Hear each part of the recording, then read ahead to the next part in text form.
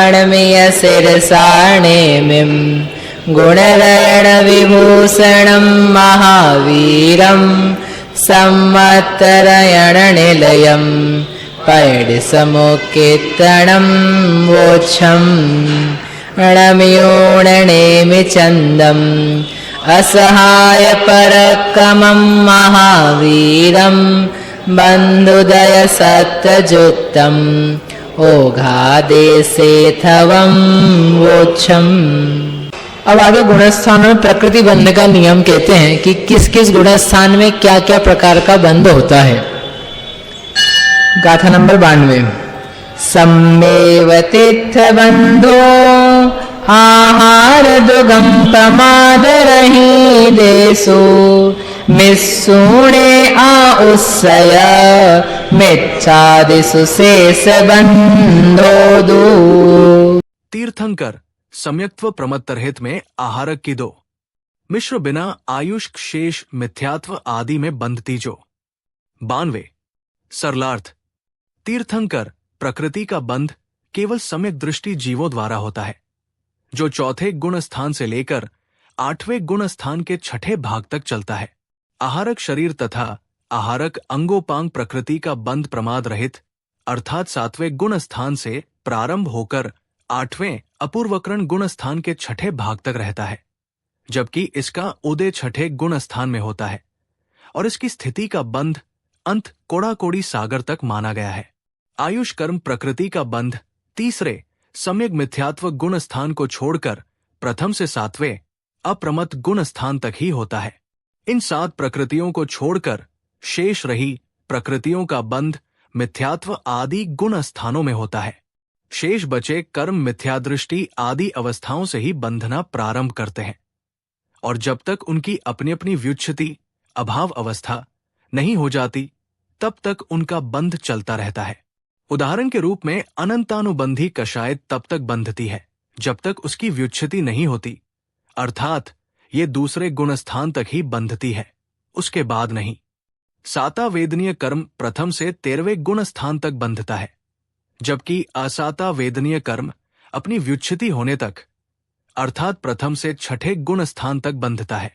इसी प्रकार अन्य सभी कर्म भी अपनी अपनी व्युच्छति होने से पूर्व तक निरंतर बंधते रहते हैं। तीर्थंकर प्रकृति आहारक शरीर आयु कर्म को छोड़कर शेष बाकी बचे कर्म पहले गुण स्थान से लेकर जब तक उनका बंध का अभाव का नियम नहीं आता तब तक बंधते रहते हैं।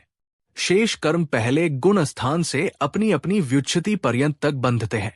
अब तीर्थंकर प्रकृति का बंध की ओर क्या विशेष नियम है ताकि हम बांध सकें उसको, तो वो नियम बताते हैं कि तीर्थंकर प्रकृति किस प्रकार से बंधना चालू होती है, बंधन की प्रारंभ के नियम।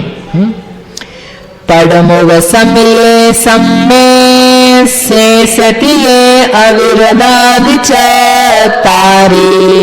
तीर्थयर बंध पारम भयाणरा केवली दुगंते। अविरत आदि 4 गुणों में चारों सम्यक दृष्टि नर केवलिद्विक के पास करे प्रारंभ बंध का तीर्थकर। 93।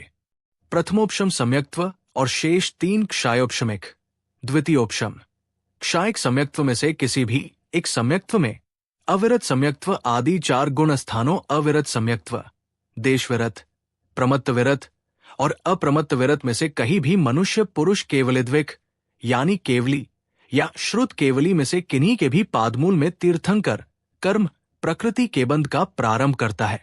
तथापि किन्हीं आचार्यों का मत है कि काल कम होने के कारण प्रथमोपशम सम्यक्त्व में ये भाव नहीं हो सकते हैं। ये बताने के लिए ही प्रथमोपशम सम्यक्त्व का पृथक से उल्लेख किया है।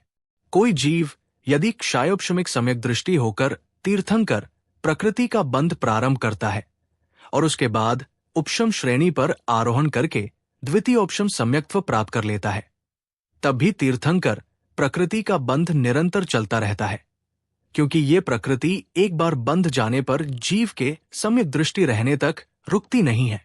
इस प्रकृति के बंध का प्रारंभ तो अविरत सम्यक्त्व नामक चौथे गुण स्थान से लेकर अप्रमत्त संयत नामक 7वें गुण स्थान के मध्य में कहीं भी हो सकता है, परंतु बंध अपूर्वकरण नामक 8वें गुणस्थान के 6वें भाग तक चलता रह सकता है। बंध का ये काल अधिक से अधिक 8 वर्ष, एक अंतर मुहूर्त कम 2 कोटि पूर्व अधिक 33 सागर भी हो सकता है। तीर्थंकर प्रकृति के बंध का प्रारंभ 7वें गुणस्थान के स्वस्थान तक ही संभव है, सातिशय अवस्था में नहीं होता।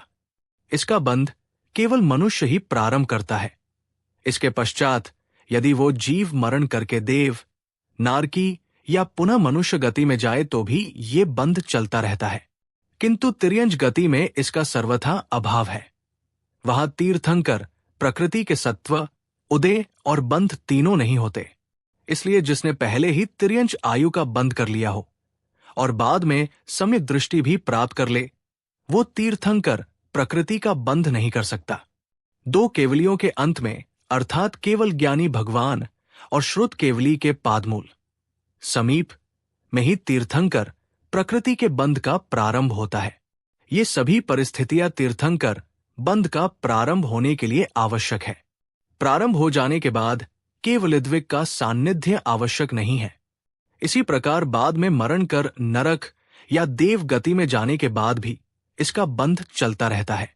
वर्तमान मनुष्य भव में आगामी भव संबंधी मनुष्य या तिर्यंच आयुष्क का बंध हो जाने पर इस प्रकृति के बंध में निमित्तभूत भाव मनुष्य भव में भी नहीं होते हैं।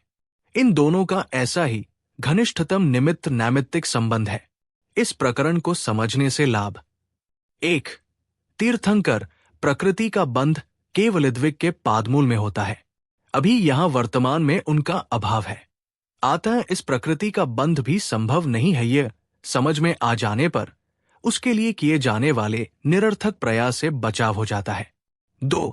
जब स्त्री पर्याय में तीर्थंकर प्रकृति के बंध योग्य परिणाम भी नहीं हो सकते हैं, तब फिर उसका उदय भी इस पर्याय में कैसे हो सकता है? ये समझ में आ जाने पर मल्लिनाथ तीर्थंकर को स्त्री मानने वाली विपरीत मान्यता का तथा इसी प्रकार के अन्यान्य गृहीत मिथ्यात्व का अभाव हो जाता है। 3. केवलिद्विक के पादमूल में मनुष्य पुरुष सम्यक दृष्टि को तीर्थंकर प्रकृति के बंध योग्य विशुद्धि होने पर भी वो अपनी अपनी योग्यता अनुसार ही होती है, प्रत्येक के नहीं। इससे यह स्पष्ट है कि निमित्त उपादानगत योग्यता में कुछ भी करने में समर्थ नहीं है। ये समझ में आ जाने से निमित्त संबंधी विपरीत मान्यताओं का अभाव होकर सज्ञान हो जाता है। 4. मनुष्य भव में तीर्थंकर प्रकृति के बंध का प्रारंभ हो जाने के बाद भी कदाचित नरक में चले जाने पर वहां भी वे भाव सतत बने रहते हैं, अर्थात अपने भाव बाह्य परिस्थितियों, क्रियाओं आदि सापेक्ष नहीं है। ये समझ में आ जाने पर बाह्य परिस्थितियों आदि से निरपेक्ष हो अंतरोन्मुखी उपयोग जागृत होता है, जिससे जीवन सहज, समतामय, भूमि का अनुसार सुख शांति संपन्न हो जाता है। इत्यादि अनेकानेक लाभ इस प्रकरण को समझने से प्राप्त होते हैं। गोमत्सार कर्मकांड गाथा 92 और 93 से प्रकृतियों के बंध संबंधी विशिष्ट नियम और तीर्थंकर प्रकृति का बंध की व्याख्या पूरी हुई। ये व्याख्या विकास जी छाबड़ा के व्याख्यान के आधार से तैयार करी है। जिनवाणी माता की जय।